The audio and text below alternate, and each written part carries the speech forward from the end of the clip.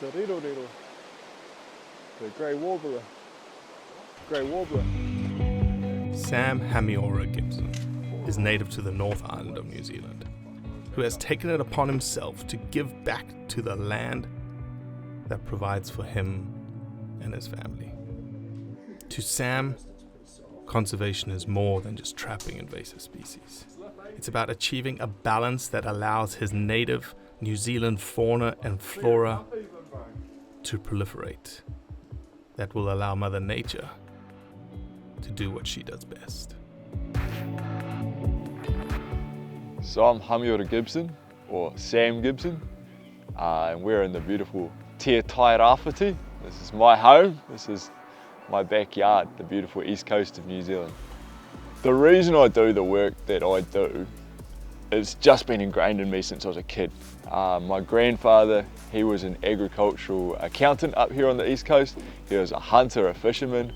My parents were hippies, quite idealistic people, and they all took me into the bush, running around the bush. And I guess from there, I created this idea that all of those things are connected, but it's also our responsibility to look after the places that care for us, that feed us through the deer and the native vegetation that we forage, and the fish as well. So that's the big driver for me, is I'm out there trying to look after the landscapes that support me and my family. It's a no-brainer. The spiky, the bush lawyer. If you drink that, bro, it'll knock you out. So you'll like wake up in the morning and be like, whoa, did I go to sleep? Epic. As a hunter, we tend to hunt in a wide diversity of landscapes, and the areas that we hunt mostly up here are in remnant bush on public conservation lands. And so my work is to essentially enhance all of those species across those public conservation lands. And I know that most of us hunters here in New Zealand, when we go into the bush, we like to hear kiwi at night, and we like to see feel in the streams, and we actually like to walk through and be able to harvest enough vegetables to sustain us while we're on multi-day trips. Little bird in the bush, but his song is the most beautiful. It's like a real crescendo kind of song. So this is the reason that the huia developed its beak, eh? So this here's a pūriri moth. I guess my work is to bring about a sense of balance and a sense of abundance of all things. So those birds, that native vegetation, but also super fat deer. If you're a trophy hunter, fat deer means really large antlers, and fat pigs as well. So it's my job to bring about that balance in the ecosystem so that everyone can eat and everyone can see an abundance of our native species as well. So that's my work, and that's why we should care about it. So I've always taken young people with me in the bush. It's just our culture. Like, we've got the older guys teaching the younger guys, and that's just a part of succession planning. And I've always had young people in the bush, and we've always learnt together. But having a son's just up the ante on that. Like, it's something I'm super passionate about. But I'm also really self-conscious about not knowing enough too. You know, like, I reckon we can never do justice by our kids, but whatever I can pass on to my boy, I definitely try to do that. And I definitely try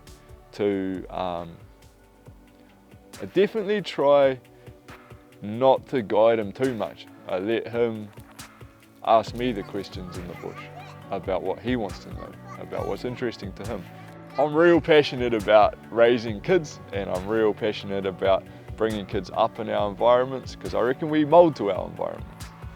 And if we're bringing kids up in the bush, they're going to be great people. They're drinking good quality water, breathing good air, and be physically fit, and all of that stuff. All of those things help mould our mentality.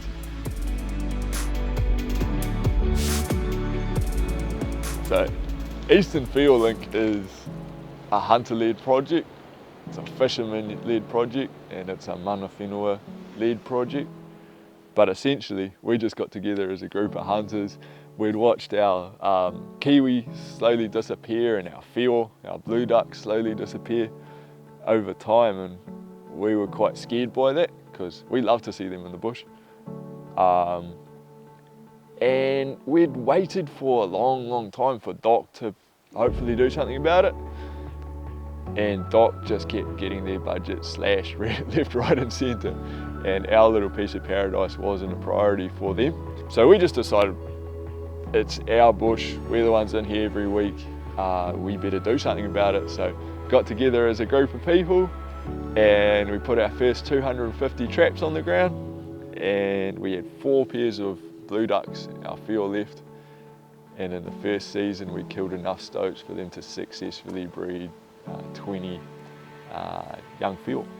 So that safeguarded the population. Those whio have fledged into the surrounding streams, and our whio, they're not going to collapse anytime soon. So that job's been done, which is massive.